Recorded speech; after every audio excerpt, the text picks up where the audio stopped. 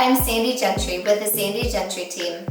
I want to welcome you today to 19110 Cambridge Drive in Spring Lake, Michigan.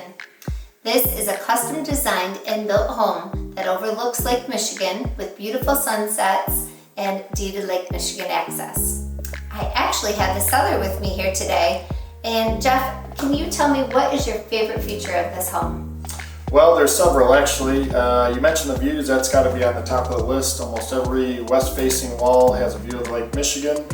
I would also say just the feel of the home, being close to the beach, hearing the waves and the breeze, just has a great feel to it. And lastly, I have to add the outdoor shower. Be down at the beach or back from a run and be able to jump in the shower outside.